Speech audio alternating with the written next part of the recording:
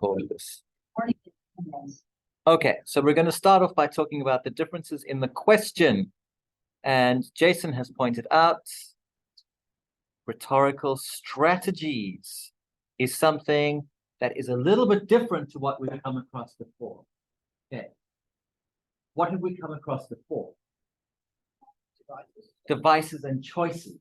Okay, right. So what's the difference between a rhetorical strategy and a rhetorical device? Combination. Right.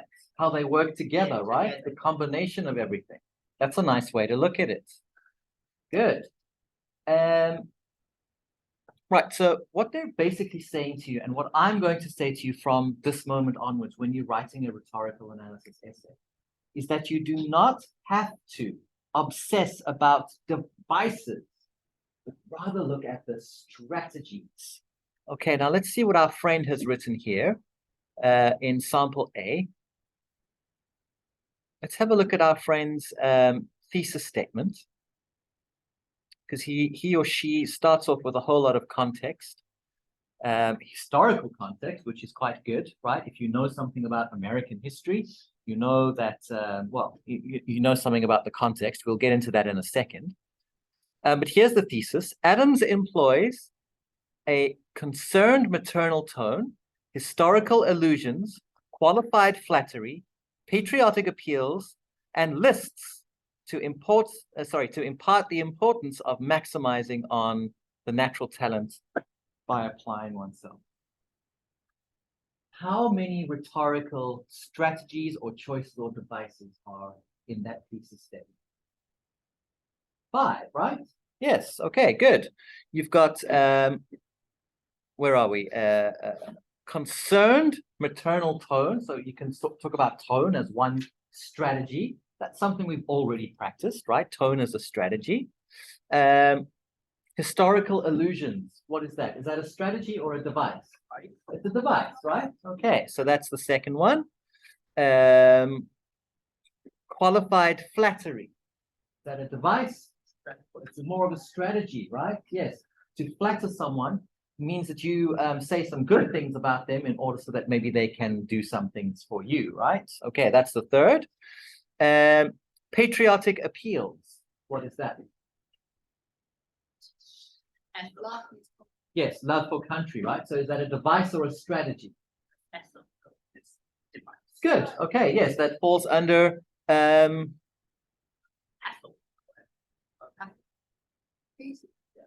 pathos, yeah. Because patriotism is an emotion, right? It's how you feel about your country.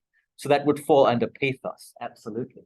Okay, good. And then the last one, number 5, is a list. Is that a device or a strategy? Listing things. Yeah. Yeah, that would fall more under a device. I'm not a huge fan of the list in this essay, but no one said that this essay is perfect, right? This essay might have a few flaws. Okay. All right, great. So that is what our friend here in sample A has spoken about. Let's just go back to the initial questions that I asked you on Jupiter. What else do we notice about, wait, what is this? Is this 2014? Let's close the ones we don't need. We don't need that one. This one, okay. What about this? So we've spoken about the question. What about the text? Simon mentioned something earlier. How is the text different to what we have studied in the past? Old and only have a single audience. Good. Okay. It's very, very old compared to the other speeches that we've done in the past, right? The speeches we've focused on have all been 21st century texts and 20th century. Sorry, 20th and 21st century, because the JFK, Ronald Reagan speech was in the 1960s, and then the Donald Trump and the Matthew McConaughey and the Leonardo DiCaprio, all those speeches have been in the 21st century. So it's kind of like language that we have been used to, language that's accessible to us, language that we can understand. Now, I'm not saying that you can't understand what this letter is saying. I'm saying that maybe some of the language is a little bit more You need to focus a little bit more to understand what it is. Okay. For our AP exam, we need to be prepared for both 21st century texts or very, very old texts. Okay, Victorian texts or, texts that were written in the 1950s. All right, how else is this different to what we've studied in the past? It's very old, and this is a letter. Okay, so like Simon said, it's only got one audience here, the one person in the audience, which is her son. Okay, John Quincy Adams. So maybe in a letter, it might be a little bit easier to talk about, the rhetorical situation in terms of who she's writing to and what effect that would have. It's her son, right? So maybe it's easier to contextualize that in your brain as opposed to Donald Trump speaking to millions and millions of people. That might be a little bit more difficult to contextualize. Okay, great. Let's talk about the context. When is this letter written? 1780. Right. Which clever boy or girl can tell me what was happening in history round about this time? End of the American Revolution. Yeah, no. What is this? Yes, American Revolution, right? It's not quite the end, Just middle of. yeah, middle. So what happened was America had declared their Declaration of Independence. When? Does anyone know the date? No, come on, you guys need to join me in world history next year. Yeah. 4th of July. Yeah. 1776. Okay, 4th of July, 1776. This is on the 12th of January, 1780. So it's 4 years after the Declaration of Independence. But remember, guys, when America declared themselves to be independent, Britain didn't just say, great, nice knowing you, have a nice life in your new country, right? Of course not. King George is furious.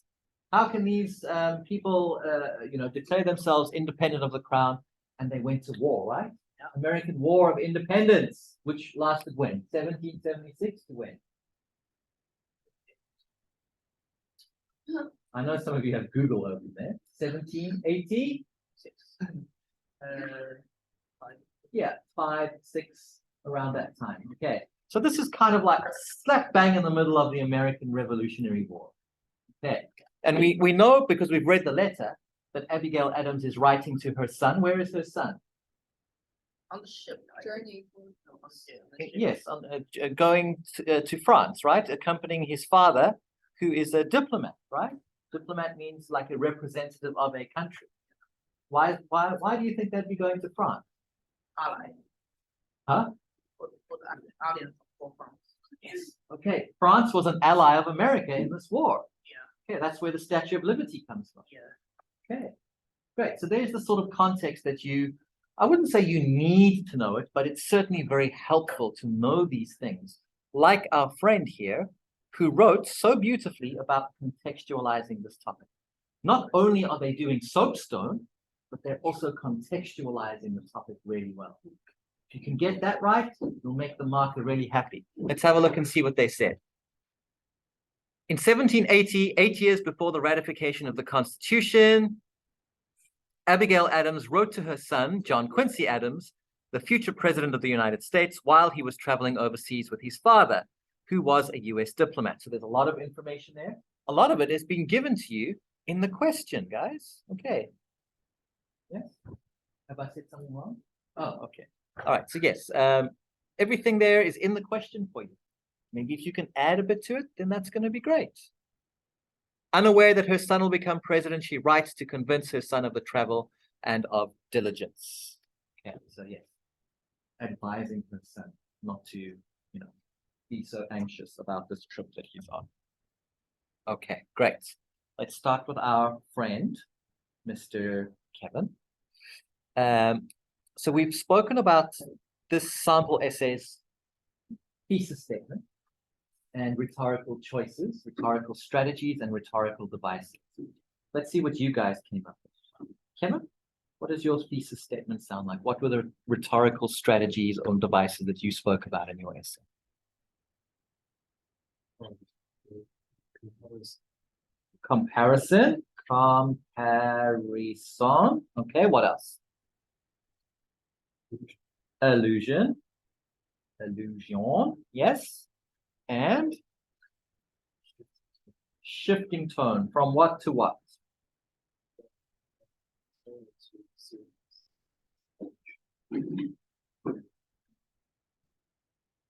Lovely. Okay. Very, very nice. Maternal tone, shifting to a serious tone. Wonderful. Okay. Who else here? Did you notice, by the way? Let me ask you this question first. Who else here wrote about comparison? Comparison? No? Okay, comparison. Okay.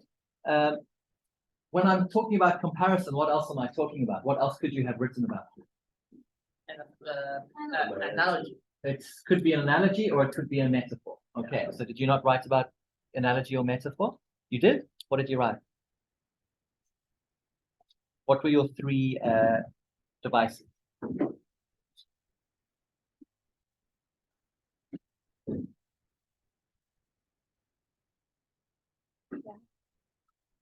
Yeah.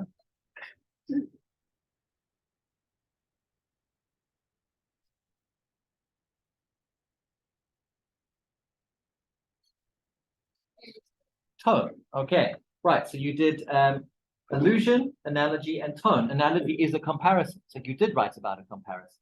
Okay. Did anyone else write about a metaphor? Metaphor. Okay. Good. Anyone write about a simile? Okay, good. There was no simile in this one. It's a metaphor or an analogy. Okay, those are the two that you could have used. Okay, we will get into the comparison in just a few minutes' time. Illusion. Who else wrote about illusion? Illusion. Nice. Oh, everyone except Jason. Jason, what did you write about? You did. So what were your three that you wrote about? Illusion and reality. Yeah, and tone. Okay, so you see how everyone's kind of writing about the same thing. Did you guys figure this out on your own, or did you speak to your friends about it, or how did you? Are you feeling confident in being able to identify this in the exam on your own? It depends on the text. Depends on the text. But this is about as difficult as it's going to get, guys. This text is very difficult. So The devices in it is not very difficult to understand. okay, good. That's good. That's good to know. Do you think this identifying the devices in this question was easier than maybe in the Ronald Reagan speech that you did in your midterm? Reagan. Yes. Maybe this one was a little bit easier, right? This one's easier. Yeah. More literal, like it's more kind of picture. Right. Like, but Reagan is just a presentation. Right. Like, fix the topic. Okay. So you're more comfortable with his language? Okay. All right. Interesting. Okay, very, very interesting. Did anyone have anything different other than comparison, illusion, and tone? Rhetorical device. Rhetorical device. No, rhetorical question. Oh, rhetorical question. Yes, rhetorical question. Okay, let's close this one. Where is the rhetorical question? Here, Mark Anthony? It's coupled with the illusion, right? Yes. Okay.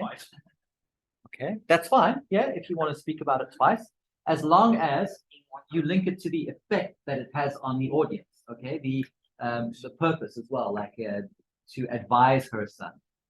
Okay, all right, that's good. That's fine. Shall we involve our friends on Zoom? Zoom. Angelina, Queenie, what did you guys write about? Did you write about anything different to what we've been discussing?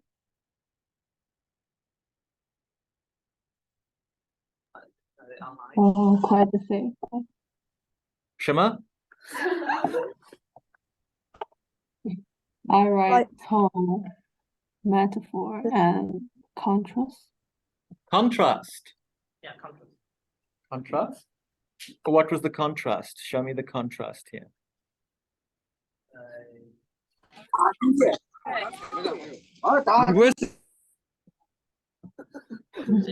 Who's Stack? Who's James? Oh, James. Yeah, I know James, but who's Stack?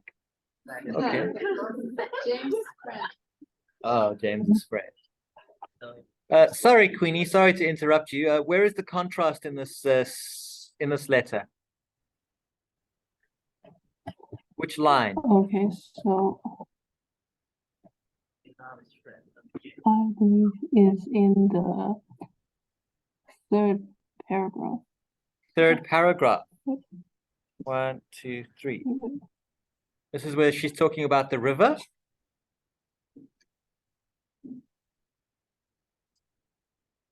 Uh, uh, sorry, in the fourth, the wisdom and penetration are the fruit of experience, not the lesson of retirement and leisure.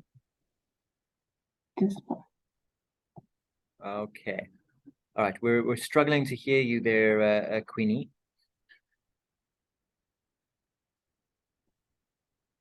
Oh, here. You're talking about this one here. All history will convince you of this, and that wisdom and penetration are fruit of experience, not the lessons of retirement and leisure. So the contrast is between wisdom and maybe not the lessons of retirement and leisure. Yeah, okay. All right, I'd be interested to see your paragraph about contrast. So I will have a look over that for you and give you some feedback with regard to the contrast one. I think it might be a little bit difficult to write about, but if you've done it well, I will let you know. Okay. Great. Welcome, James. Thank you for joining us at 1:40. Okay. Let's talk about the obvious ones. Okay, the popular ones you guys spoke about. Let's start with a comparison.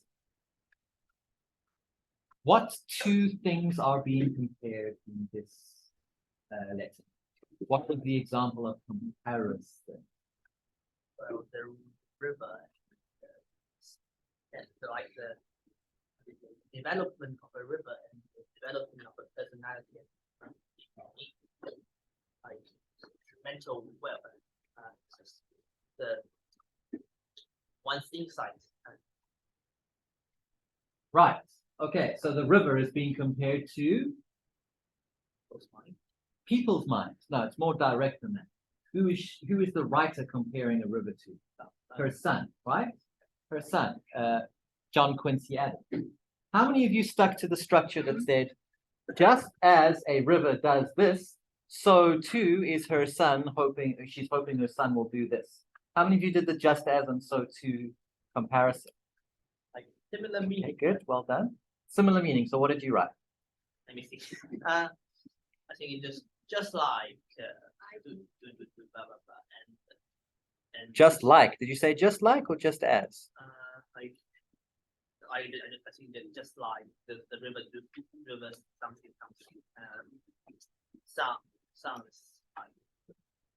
some also develop. Why are so many people not handing in here? I'm going to have to. Why didn't you hand in your essay, Simon? And it There's no blue star here. I hand it to his paper. Oh, paper. Oh, Yeah. yes, that's why. Okay.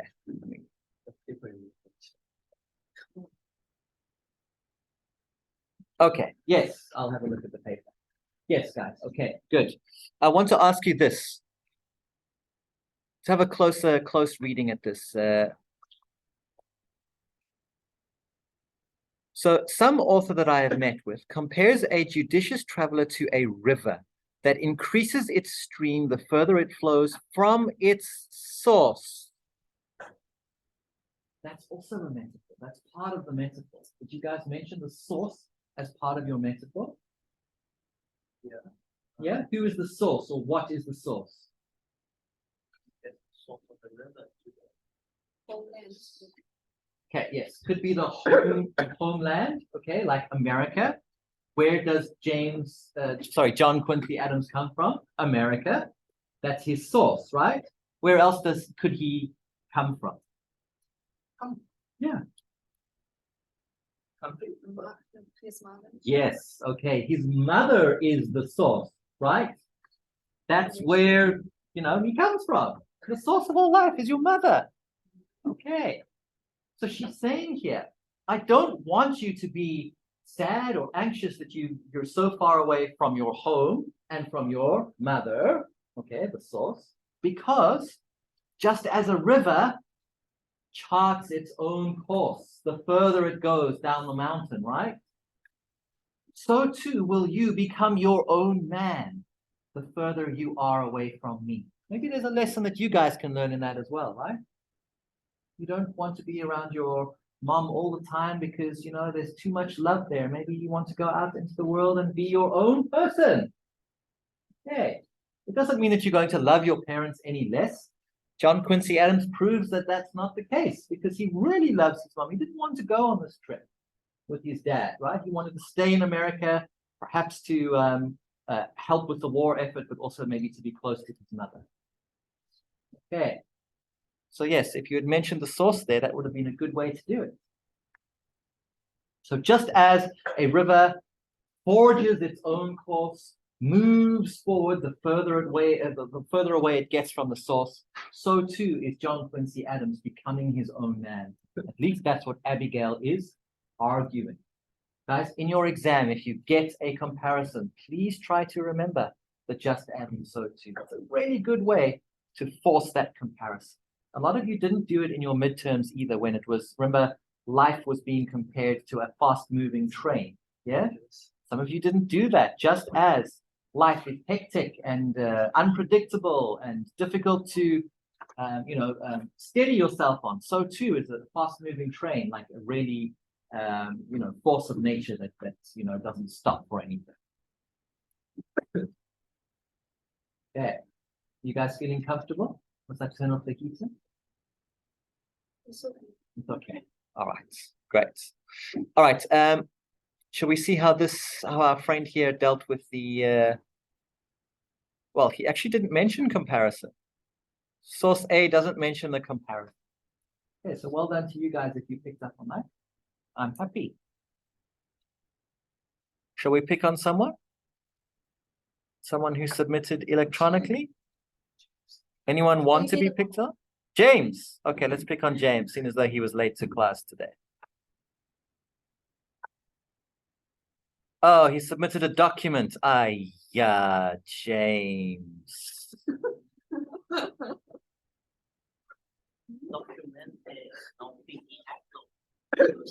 I saw James in school today. Where is James? No. Oh, so okay. Scholarship online. Yeah, you want to take advantage of both class. I see, sir. Yeah.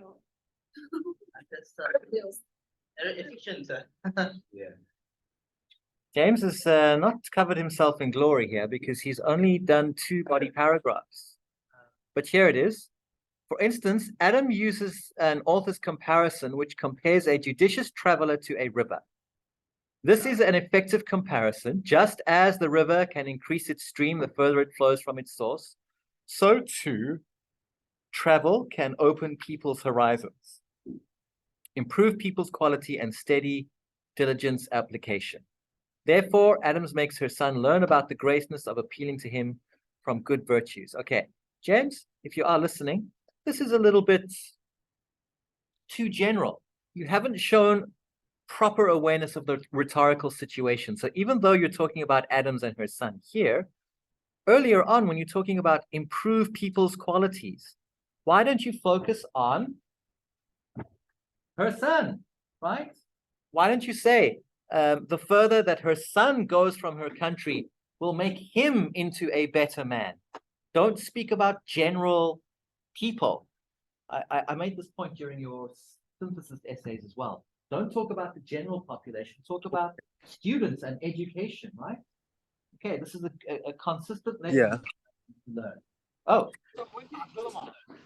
Okay, James has joined us. I hope you guys understand what I'm getting at here. Right? Okay, please try to be as specific as you can in your analysis. All right, lovely.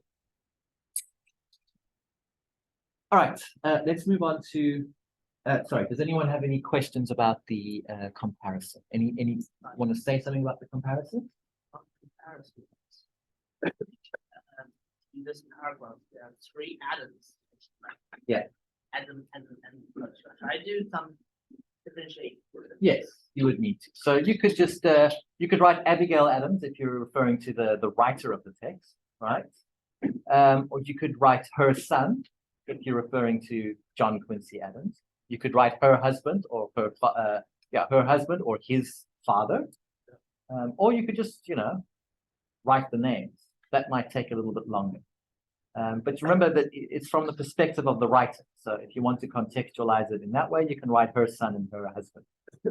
Yeah, or his father. Okay. All right, allusion. Allusion. What is the example of allusion in this text? What did you say? Did you write about allusion, Cynthia? Yeah. So what's the example of allusion in this text? The Roman Empire and the like one of the Cicero. Cicero. Who's Cicero? One of the people in the like council, like Which council? the Roman like I don't know like Yes, we're talking about Romans here, right? Yeah. So I will have abundant knowledge. Yeah. Yeah. Did you know that, Simon, or did you actually research it? I know. Oh, you know. Okay, well, he's correct. Yes. Okay, and a very good orator. That's what it says here, right? So, what is an orator? What's another word for orator?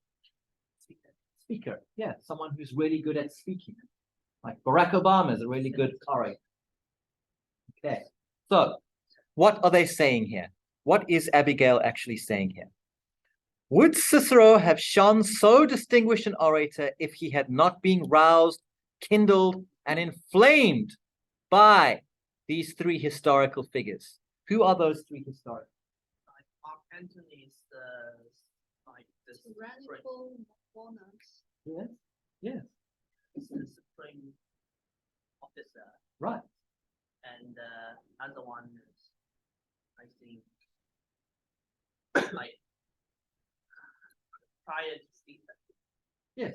Emperors, right? Roman officials, Roman emperors, Roman Roman sort of what was the word you used there, Sally? Monarch. Monarchs, yeah. Okay. Very important people in the Roman Empire. Okay. What does the word tyranny mean? Like the bad monarch, like cruel, Yes. violent. Rules with terror, rules with fear, but with violence to back it up, right? So a tyrannical ruler will often kill people to get their own way, right? Which we know happened, with Julius Caesar. People who wanted him dead actually did kill him and then took over the country, right? Senators. Yeah. Everyone in senators dead. The senators, yes. Okay, good. So what is Abigail Adams saying here? Without these bad men, what would not have happened?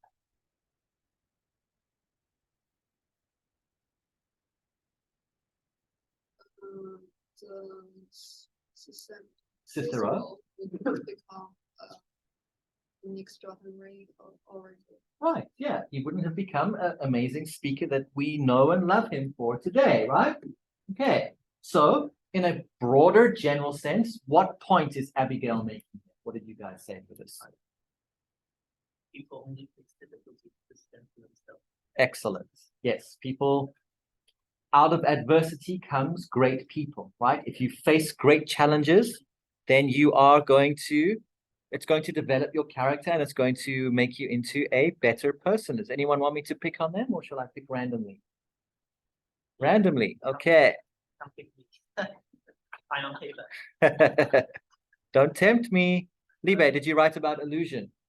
Yeah. Yes, okay. Let's see what Libe wrote. Oh no. No. Oh. Okay, here we go. Abigail Adams uses illusion to encourage her son to not to be afraid of difficulties and to become a genius through them. Okay, genius probably not the most accurate word, but certainly to become a better person, right? That's a really good topic sentence. I like it. She hopes that her son, like Cicero, will dare to face difficulties head on, overturn injustices, and understand that the habits of energetic people are formed in the struggle against difficulties. What's wrong with that? That's perfect. Why are you so shy, Libe? It's such a good piece of writing. Okay, I really like this. For John Quincy Adams, if he wants to be remembered by history, yes, okay, this is the sort of thing that I was hoping to see. What sort of place is John Quincy Adams going to be taking in history? Remember, at this point, we don't know that he's going to become the president of America. You guys know that it was the father and the son, they both became presidents, right? Brian, do you know that? Yeah. His father's Yeah. not like his father's the himself is the sixth. Yes, okay. Father was the second.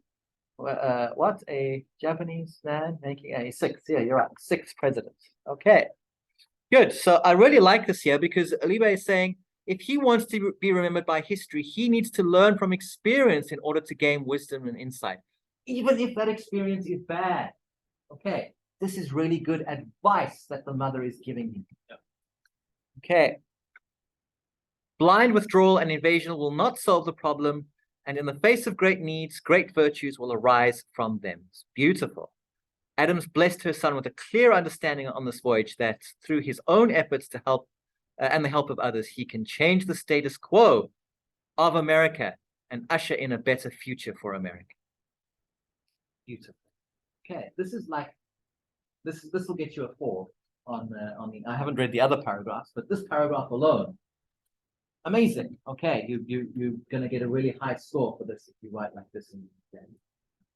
And very aware of the rhetorical situation as well. Who is she writing to, and what effect is that going to have on him? Well, he's going to find his place in history. Okay, therefore, Adams hopes her son will be able to face difficulties without fear. If you are looking for a good paragraph to write about illusion, then Libe's paragraph is pretty much as perfect as okay. Great. Any questions about illusions? No. Okay, we're going to leave it there for this lesson because there's only 3 minutes left and I want to talk about tone properly in the next lesson. Okay, so Maybe the shifting tone. yeah. So if you're on Zoom, Angelina, James, and Queenie, I will send you guys a new link at 10 minutes past 2. And then we can talk about tone and yeah, we can talk about tone and then wrap it up from there. Okay, so you guys can have a 15-minute break or so. It's a little bit longer than usual. And I'll see you guys at 10 minutes past 2. Okay, good job.